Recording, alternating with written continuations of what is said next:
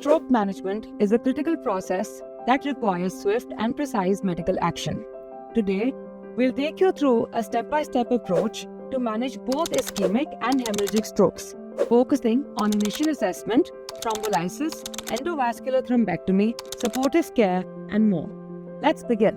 First things first, when a patient presents with stroke-like symptoms, time is of the essence.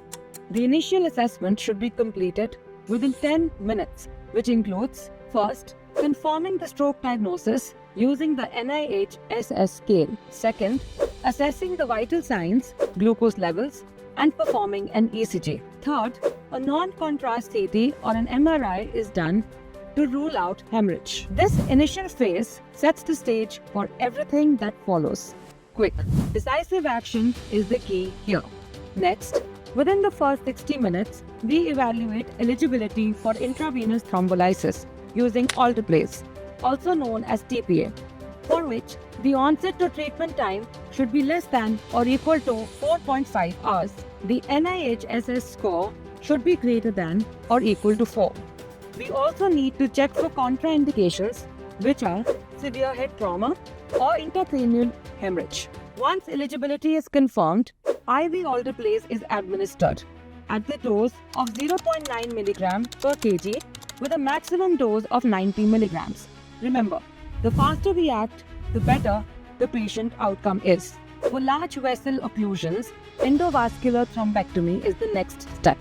But the window for this treatment extends up to 8 hours, and the NIH-SS score should be greater than or equal to 6. Mechanical thrombectomy uses stent retrievers or aspiration devices to physically remove the clot, offering yet another chance to restore blood flow. Once treatment has begun, supportive care plays a vital role in stabilizing the patient and improving outcomes. This includes the target systolic blood pressure to be below 160 mmHg, avoiding excessive blood pressure lowering. Second, we maintain the SpO2 levels at or above 94% through oxygen therapy. Third, it is important to keep the patient normothermic. Fourth, maintain the glucose levels between 140 to 180 mg per deciliter. Finally, we begin the antiplatelet therapy as aspirin 24 to 48 hours after thrombolysis. Now let's talk about hemorrhagic stroke. Here, a different approach is required, starting with the initial assessment, which also happens within the first 10 minutes. We confirm the diagnosis using non-contrast CT or MRI.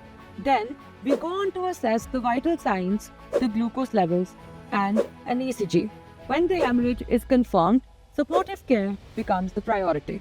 For hemorrhagic stroke, maintaining stability is essential, and here's how it's done. We target the systolic blood pressure below 160 mmHg and avoid excessive lowering. Second, we try to reverse anticoagulation if applicable. For that, we use vitamin K or warfarin, fresh frozen plasma for urgent reversal, or prothrombin complex concentrate for factor Xa inhibitors. Third, we try to maintain the SpO2 levels at or above 94% using oxygen therapy. Fourth, the temperature of the patient must be maintained. Fifth, the glucose levels of the patient should remain between 140 to 180 mg per deciliter. In case seizure prophylaxis is required, we consider medications like phenytoin or levetiracetam. In some cases, surgical intervention may be necessary for hemorrhagic stroke. The conditions are, first, a supratentorial hemorrhage greater than 50 milliliters. Second, an infratentorial hemorrhage greater than 10 milliliters. Third, a cerebellar hemorrhage with brainstem compression. In such cases, procedures like craniotomy or stereotactic aspiration can be life-saving. After the acute phase, monitoring and rehabilitation are key to recovery. The steps for monitoring include frequent neurological assessments, continuous monitoring of vital signs and cardiovascular health, imaging through CT or MRI scans to track any hemorrhage expansion or ischemic changes.